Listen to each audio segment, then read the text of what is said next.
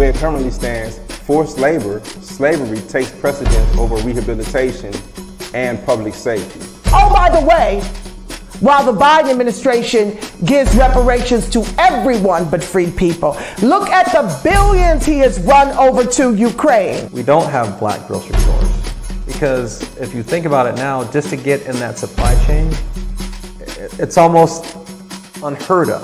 They don't want the truth to get out. Okay? I don't want to know what my family did or what all these people did and all this stuff like that. Okay? Come on. You read that 500-page report.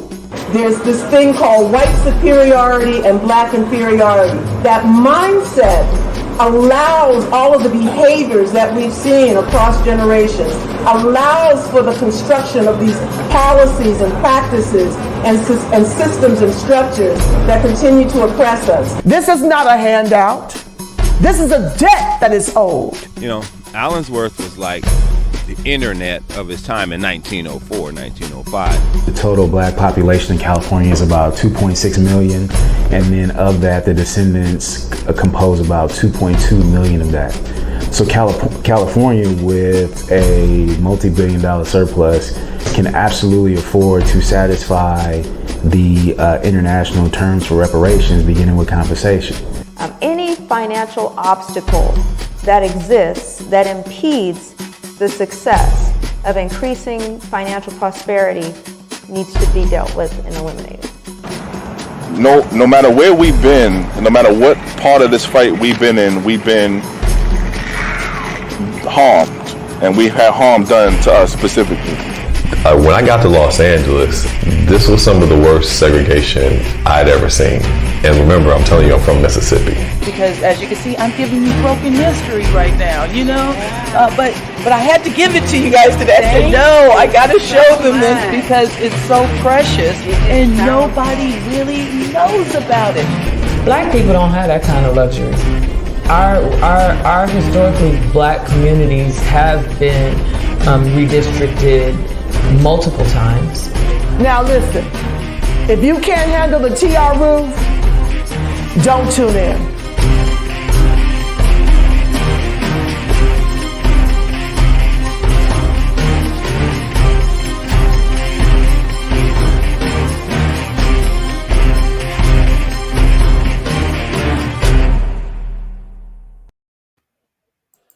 Then after you've got your plan and you voted, you've got to help your friends and your family to make a plan to vote. Because I'm assuming if you are here, you are likely to vote. But Cousin Pookie, I like Pookie. But sometimes he forgets stuff. So you got to get on him a little bit.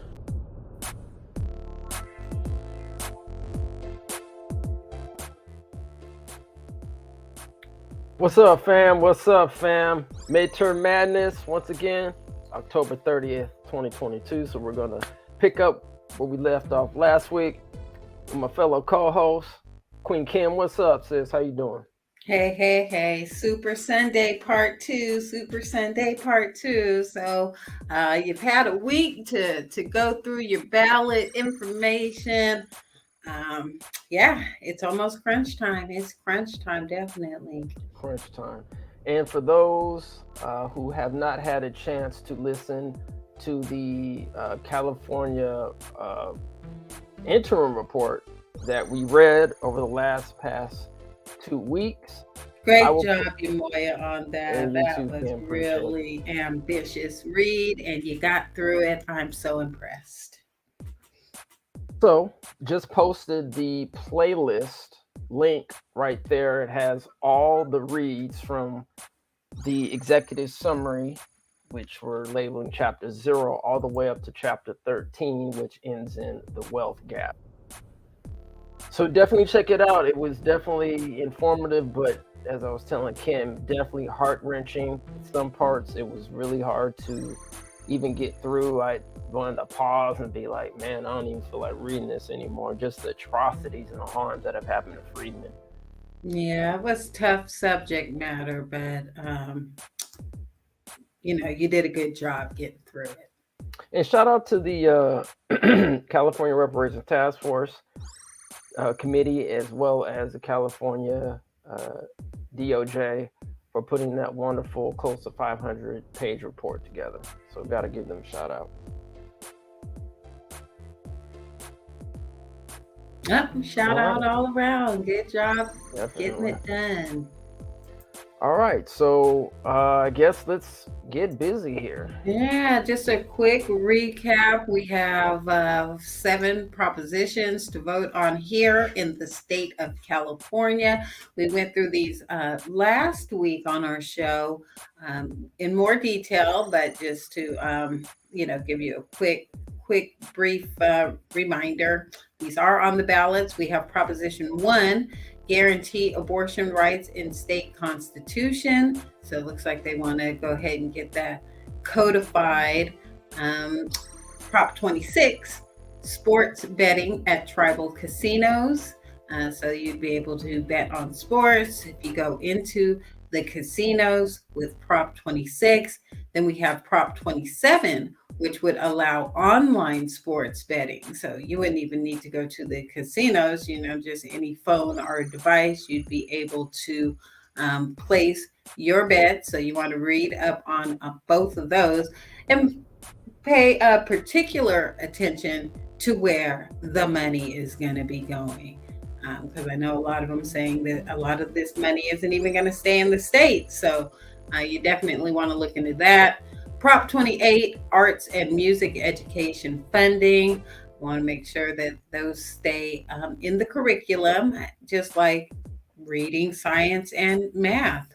Also, Prop 29, impose new rules on dialysis clinics.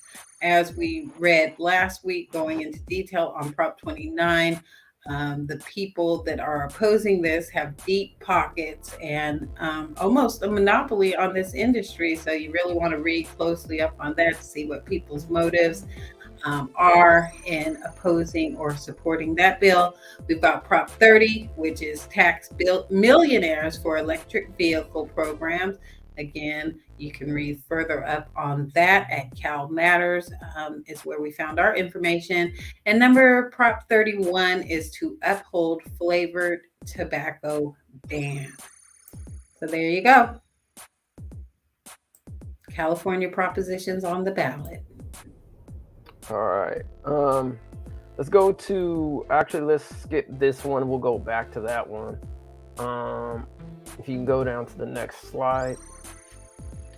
All right, so there is currently, this is regarding the U.S. House battlegrounds. I know last week we said we were going to get into this.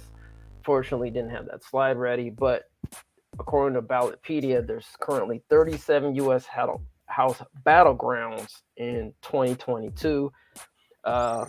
Looks like there's one in Arizona, 3 in California, 1 in Colorado, Indiana, Iowa, Kansas, Maine, Michigan.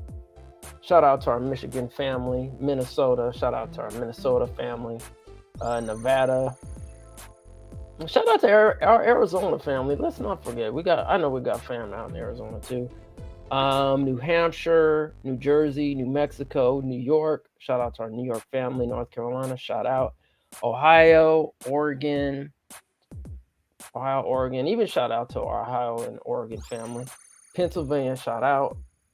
Rhode Island, Texas, Alaska, Virginia, and Washington's 8th congressional district. So if you don't mind going to the next slide, please. Am I going up or down? Down. All right, so it looks like there's going to be 435 U.S. House seats that are going to be up in November 8th. That's a lot. Yeah, that's pretty much every House seat. Mm-hmm. So once again, 37 from the list that I read are supposedly going to be some of those battleground key races that we should want to pay attention to that could swing it one way or the other. So we'll see what happens there. And if you don't mind going to that Sheila Jackson Lee slide. So for those who don't know, Sheila Jackson Lee is running against Carmen Maria Montiel down in Texas. And the reason why this is actually important because Sheila Jackson Lee is currently the sponsor of HR 40, which was originally sponsored by John Conyers. I believe back in the Ashe, definitely Ashe to that, brother. For starting the bill and the conversation to, study reparations on a federal level and create a quote unquote commission and task force. So this is going to be very interesting. Let's read some of Carmen Marie Montiel's responses, or I guess it's just a response.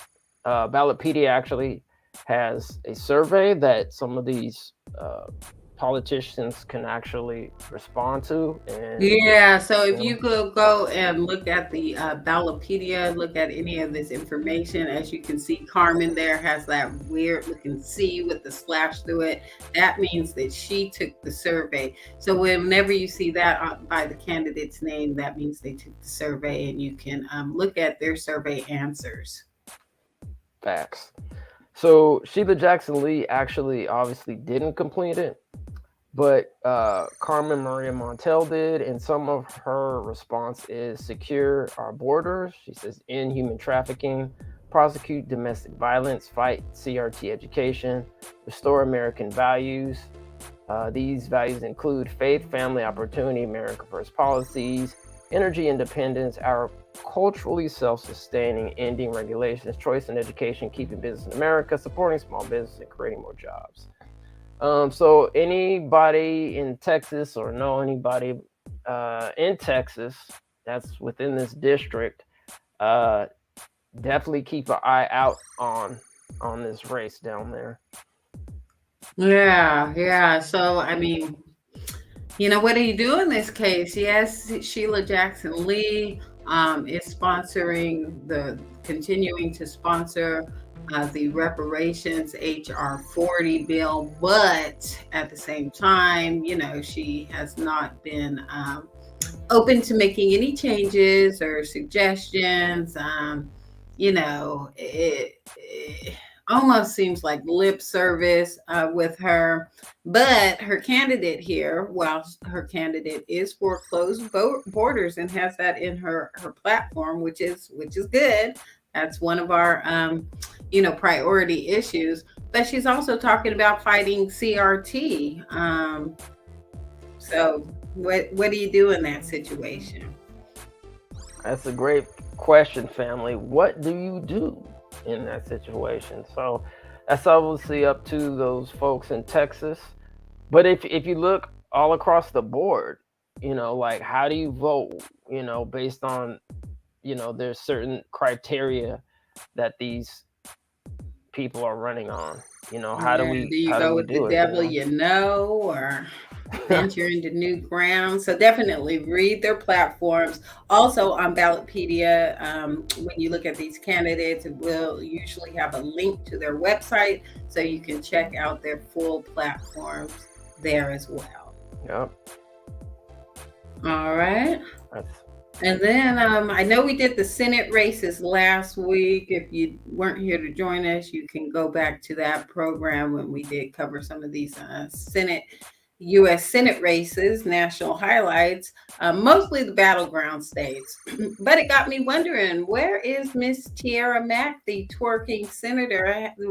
I didn't run across her in my research last week on the battleground. So I pulled it up. It looks like she is running District 6, Rhode Allen, against Republican Adriana Vanilla. So you can look at both of their platforms. Again, gives you a little bit of information with the official website. If you go to Ballotpedia, there's a link at the bottom of this slide here for that. But what really struck me about this was the compensation. It had base salary at $16,835. Now, I don't know if that was a mistake. We searched for other places where her salary might be listed, but that seems seems awfully low for a U.S. senator to me. So if anybody else has any information about that, please drop it in the chat. It looks like, did they leave out a number here? I know, that's crazy. You want to go to the next slide so we can show the family actually what the poverty rate here is. So basically for one family, this is the federal level is at 13,000, and so she's roughly about, if she did win, like $3,000 over the poverty line. Like, what? Man, that's crazy. And these guidelines, they definitely need to be updated. I mean, maybe that's one of a priority we need to start looking into. But 13,000, 590 for one, and then for two, you've got 18,310. So shouldn't two be at least double that? Shouldn't it be like 26K at least? I know, right? The math is just not mathing. Math, this ain't just math. Yeah, that's a little off. That's crazy. All right, and then what do we have on this other poverty level here? So this is California. So it looks like they pretty much follow the federal level. So yeah, family. I mean, seriously, 13,000, and for a family at 27. Man, they play games out here. $27,000 for 4 people. That ain't even gonna get you a tent on the sidewalk. Didn't you say? I think we were talking about somebody actually made some kind of like structure or something. Yeah, in LA. If anybody saw that story, it looked like a brother man created a wooden structure. Actually well constructed wooden structure out there on the streets of LA, and he's like, "This is my new residence because y'all ain't doing nothing enough to help the homeless situation out here." And that's crazy. Yeah, he had a generator set up for his electricity and everything. And then the NIMBYs, of course, they're there too. They're talking about, oh, he's not paying for electricity like everybody else, just leeching off the system. All right. Anybody hear about that? I think it's called, let's see, the pre-dawn hours, Richard Ancron got in his pick. Oh no, I don't even know what it is. Yeah, we'll take a look what it is. Hopefully we can find it before we get out of here. Before we bounce out of here. Yeah. All right. All right. So the last time. Oh, excuse me. What did you say? I said it says the guerrilla artist who fixed LA's worst freeway sign. No, that ain't it. Okay, I don't know what it is. Let's keep pushing. Yeah, let's keep it pushing. So last time we did not have a chance to get to the gubernatorial races, which is your governor. If you're looking at this map here, all of the states that are lit up in either blue or red are having governor races this time around. So if your state is listed, that means that you will be voting on a new governor. All right, so for 2022, it looks like 36 states are holding elections for governor. We've got Alabama, Alaska, Arizona, Arkansas, California, Colorado, Connecticut, Florida, Georgia, Hawaii, Idaho, Illinois, Iowa, Kansas, Maine, Maryland, Massachusetts, Michigan, Minnesota, Nebraska, Nevada, New Hampshire, New Mexico, New York, Ohio, Oklahoma, Oregon, Pennsylvania, Rhode Island, South Carolina, South Dakota, Tennessee, Texas, Vermont, Wisconsin, and Wyoming. Woo! So if you heard your state in there, that means that you have the opportunity to vote for a governor. And we just went over some of the highlighted states in the battlegrounds again, which we have Arkansas. Chris Jones actually looked like folks there as the Democratic. We have Sarah Huckabee Sanders. Oh, do we now? Wasn't she Speaker of the House for a minute under Trump or something? Anyways, we have Republican. She's a Republican. Ricky Dale Harrington, and I won't go through all of these, but there's some also running as independent. So you've got some choices there in Arkansas. California is also up for election. So we have our incumbent, Governor Gavin Newsom, the governor that signed off on the first in the nation reparations legislation right here in California. And he's running against Brian Dale. They recently, last weekend, had a debate at KQED. I think we have a clip of some of what was discussed. Can you roll that? Okay, we're going to leave it there. Governor, in 2020, you emphatically supported and signed a bill to create a reparations task force.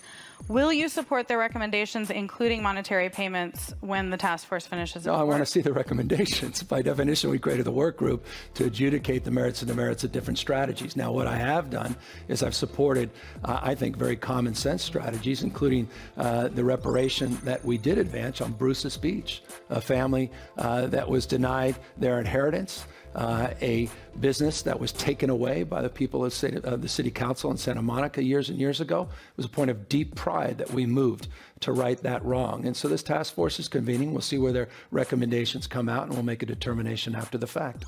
Do you want to add anything on reparations? I actually supported the reparations study as well, and I also supported the Bruce's Beach legislation. I think it's a step in the right direction. We found one thing you two agree on. Those people were wronged, and we made it right. All right, we are short on time. Well, there you go. Okay, so Dale, I mean, he supports the study. We hear that a lot too. I support the study. Yeah, we're going to see once them checks are going to roll out, see if they support that. Exactly. That's what really matters. All right. So we got a governor's race also going on in Florida with Ron DeSantis, challenger Charlie Crist. Again, there's a couple of other candidates running. Looks like L is Libertarian Party, I believe, and then we have Carmen Gimenez running on no party affiliation. There's also a race in Georgia with Brian Kemp, Stacey Abrams. That one's been getting a lot of national attention. So you have some other choices there as well. Libertarian Shane Hazel, David Bryan, Independent, Milton Lofton, Independent. In Illinois, we have J.B. Pritzker. I'm sure I'm not pronouncing that right, but he's the Democratic incumbent. And then Republican challenger Darren Bailey. And again, you have other options as far as Libertarian, write-in. So you do have some choices. Maryland, we have Wes Moore and Dan Cox. Wes Moore is the Democrat candidate and Dan Cox is the Republican. Neither of those are incumbent, so it looks like you're getting a new governor in Maryland after this vote. Massachusetts, also no incumbent in this race, with Maura Healey as Democratic candidate and Jeff DeHaye as the Republican candidate. Looks like we have a Kevin Reed, looks like folk down there running on the Libertarian ticket.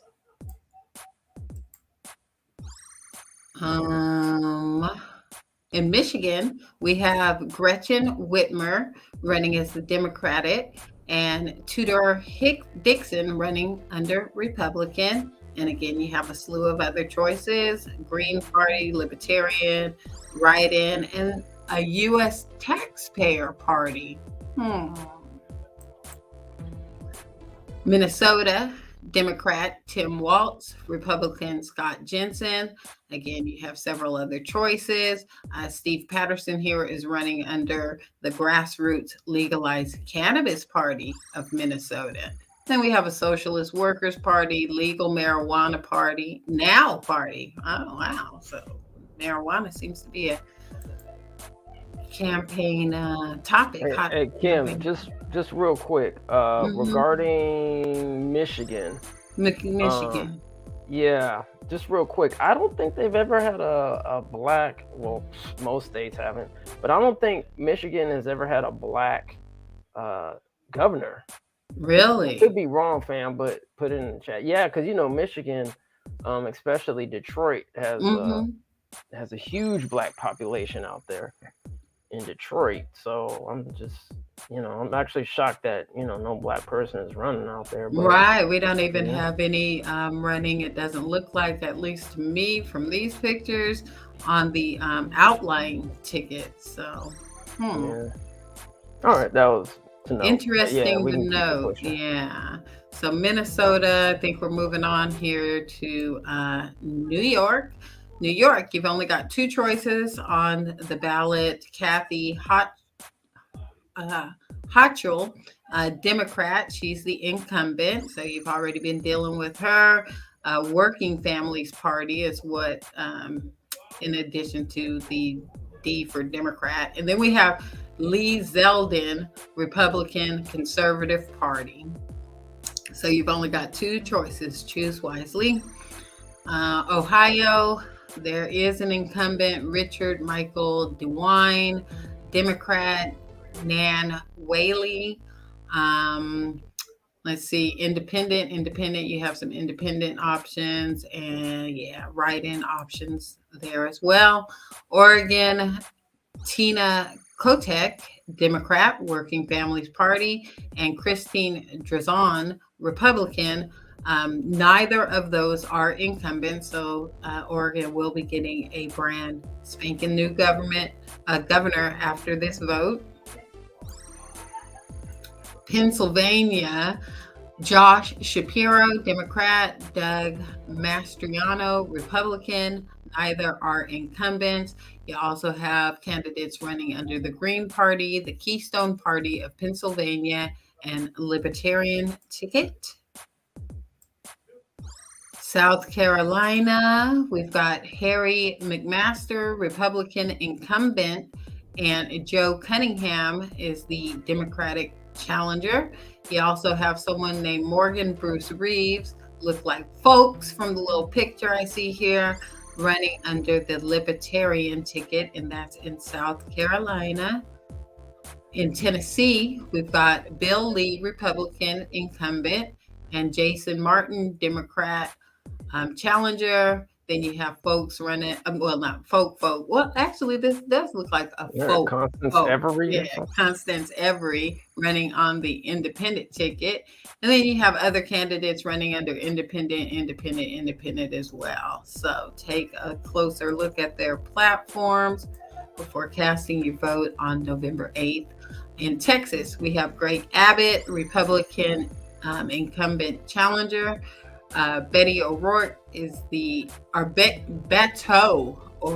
O'Rourke is the Democratic challenger. And then we have people running under the Green Party, Libertarian, and Independent write-ins. And then we have the Florida election coming up. Ron DeSantis is the incumbent Republican. And then we have Charlie Crist, the Democratic challenger.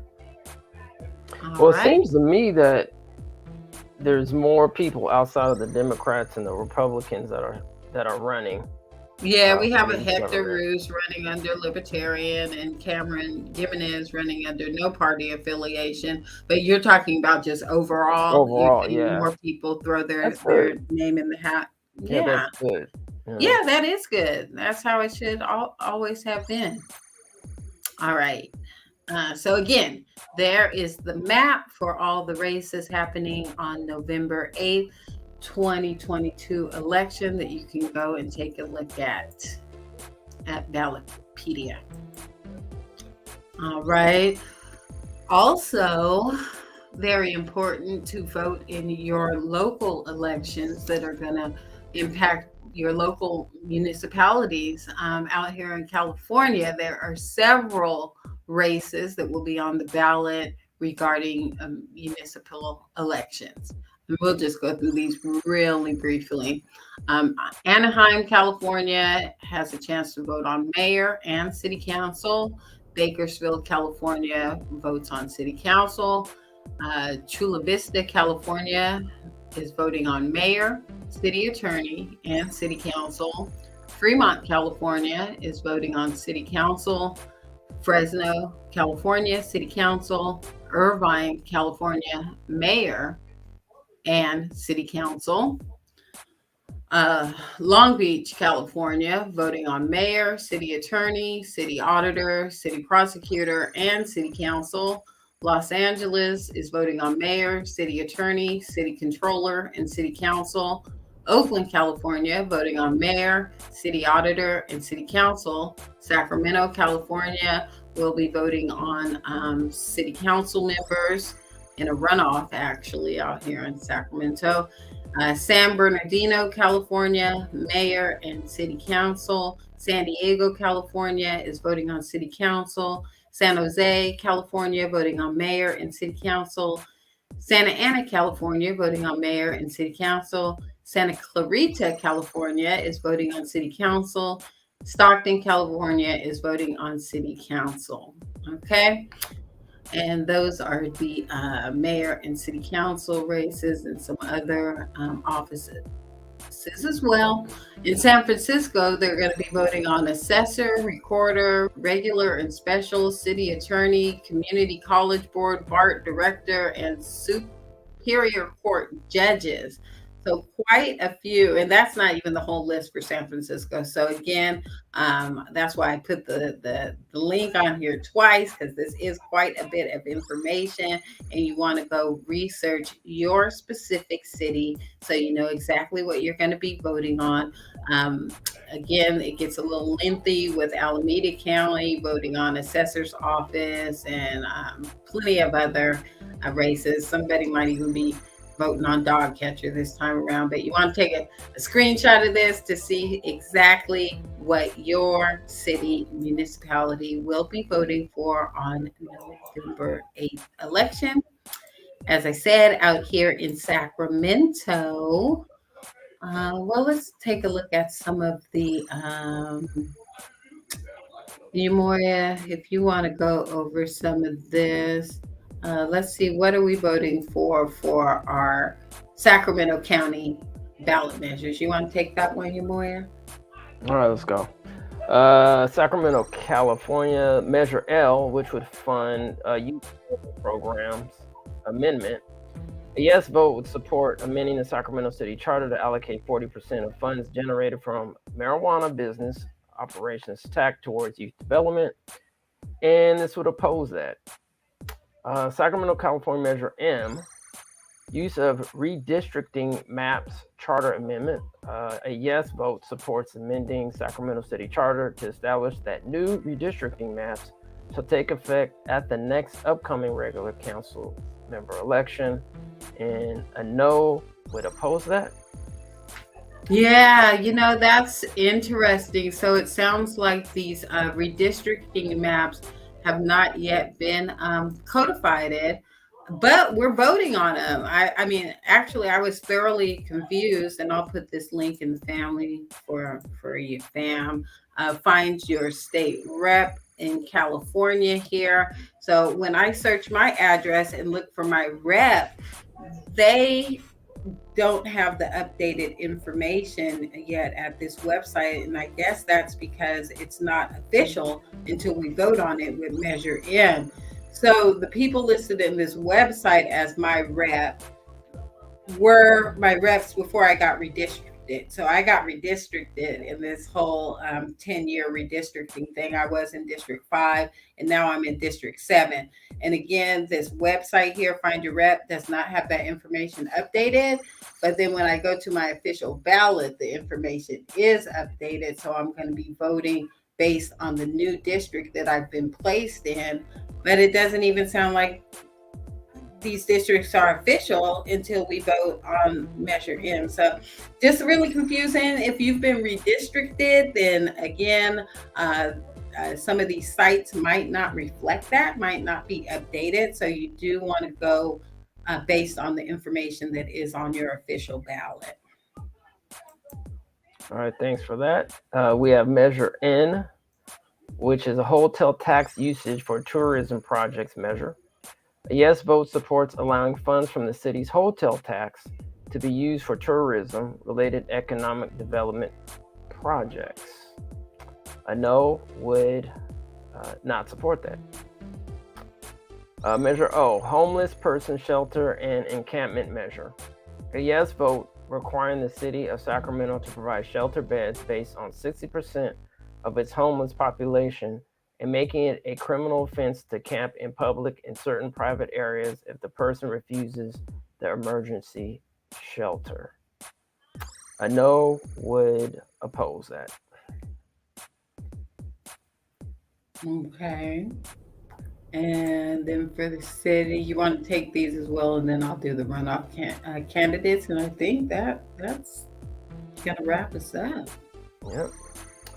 Let's see. The city measures here is Measure L in Sacramento. Funds for youth development programs. Wait a minute. Are these the same ones? It looks like the same ones. Okay. Did we have another one in here, or did you want to take a quick minute to pull in the other one, which I believe was like Measure A and something else? Yeah, because which one? That is L. Yeah, let me. I think you want to go to the city council while I look up, maybe. Yeah. I'll be right back. For sure. All right. Well, he's grabbing the city measures that we're going to be voting on here in Sacramento. We'll just take a quick look at our runoff election choices for city council. So there's going to be a runoff because, and we're having runoffs, 3 of them, because none of the candidates were able to get 50% in the primary election. So if nobody gets 50% in the primary election, it goes to runoff November 8th, which is happening here in Sacramento with District 1. We have Lisa Kaplan and Alyssa Lozano. So they are running off for council seat in District 1. I'm not in District 1. I don't have a dog in that fight. I don't know much about either candidate, but I did take a look at each of these candidates' websites. I did not see anything about reparations support coming from any of these candidates at all. So there's that. District 3, we have Michael Lynch and Karina Talamontes running off. Michael Lynch, he is folk, a lot of pro-Black on his platform, nothing about reparations specifically, a lot about homelessness and strengthening small business and stuff like that, which is, those are all good things. But what I did like about his homelessness platform is because it was more about preventing homelessness and taking preventative measures to homelessness, not just throwing more money at the problem and creating more shelters and the solutions that don't seem to be working out here in Sacramento. So I really did like his platform on preventative measures, and that is Michael Lynch versus Karina Talamontes. So again, I don't have a dog in the District 3 fight either. But anybody who does, go ahead and take a closer look at Michael Lynch's and Karina Talamontes platforms. District 5 here, we have Tamiko Haim and Katie Maple running. Now, District 5 is the district that I was redistricted out of. I was actually pretty eager, looking forward to casting my vote for Tamiko Haim. I mean, she is folk, sister gal, She doesn't have any reparations per se in her platform. She talks mostly about small business development, which, is needed in Sacramento as well for the Black community. So I was, like I said, eager to cast my vote for her, but to my surprise, found that I was redistricted to District 7, which had a candidate running, a Rick Jennings, running unopposed. So I don't even get to vote in the council race at all. And then we have Katie Maple. She's probably the favorite, as you can see here. These are their primary vote numbers. Katie Maple got 43.1%, where Tamiko got 36.5%. Again, neither candidate got over 50%, which is why we're having this runoff. Katie's platform is all about, again, the homelessness. Sounds mostly about the homeless solutions, so-called solutions. I'm doing air quotes here with my fingers, but throwing more money at the problem, building more shelters, strategies that so far have not worked in the city of Sacramento. And it looks like Moya got the city measures back in, so we will just throw it back to him with that. All right, let's go. Measure A, Roads and Air Quality Sales Tax Initiative. Yes vote supports approving the Sacramento County Transportation Maintenance, Safety, and Congestion Relief Act of 2022, Retail Transactions and Use Tax Initiative, including a 0.5% sales tax to improve roads and air quality. A no vote opposes that. Sacramento County Measure B, a marijuana tax for homeless services measure.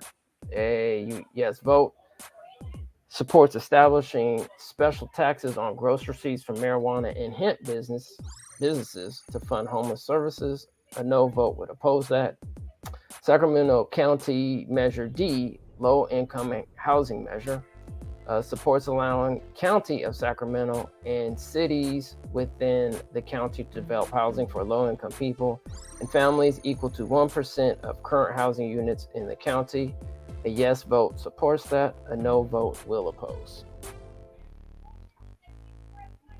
Okay, so we've got some options here. I mean, I know, just speaking from past experience, anything that raises taxes in the city of Sacramento, I'm going to have to be a no on, because I just don't feel that the leadership that we currently have in place have been good stewards with those dollars.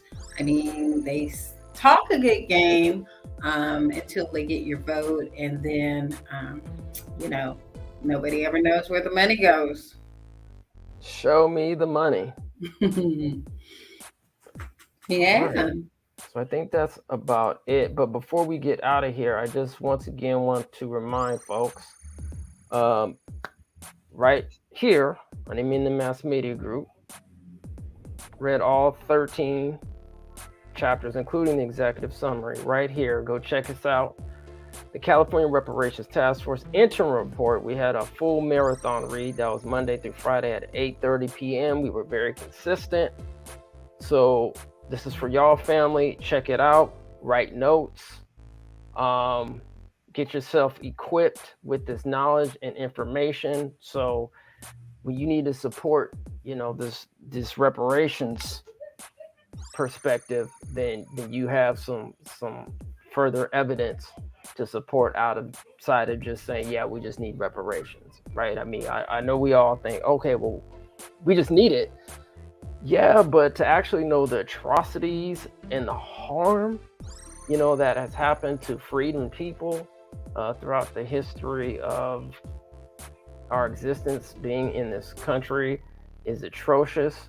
And this is great information, and just, Yeah, I mean, this report does a really good job at showing the legislative involvement.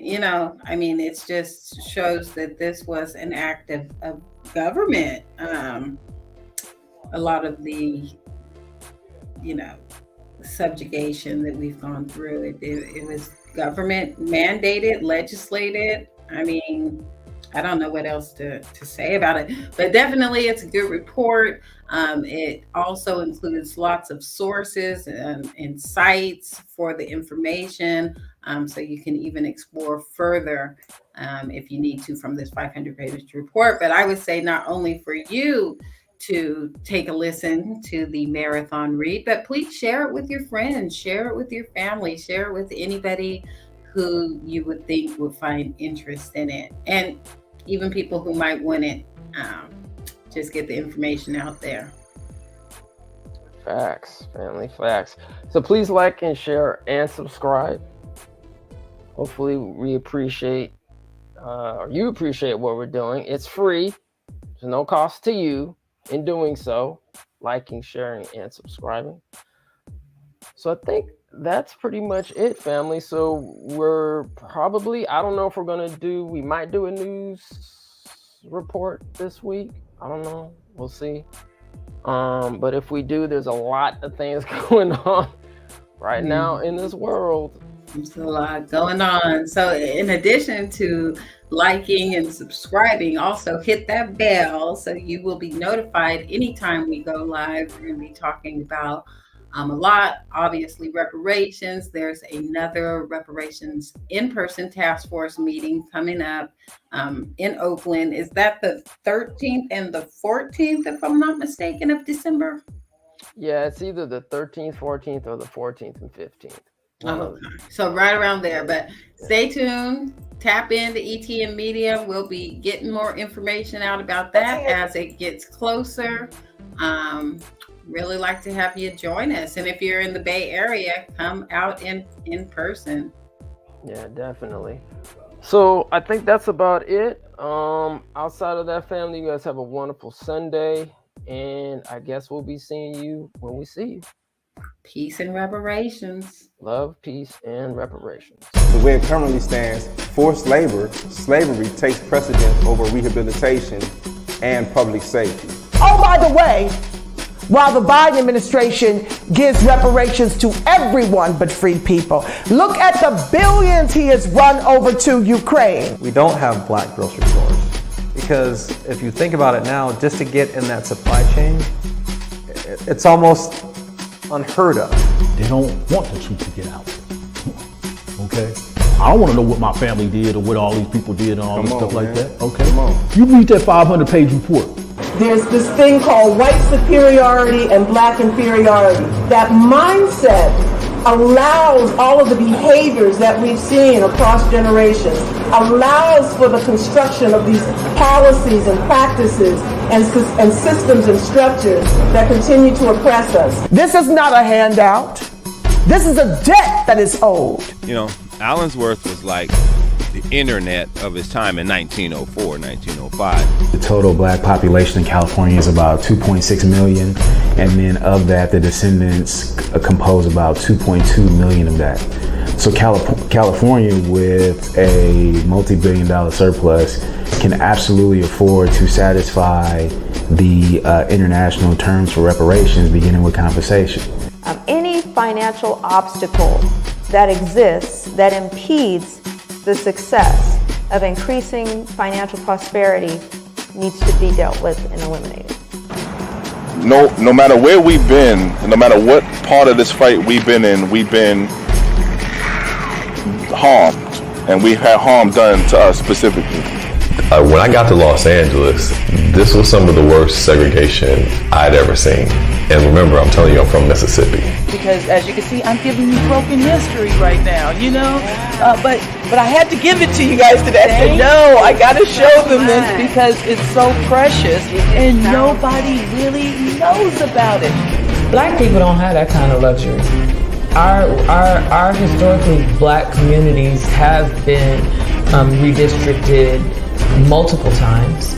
Now listen, if you can't handle the TR roof, don't tune in.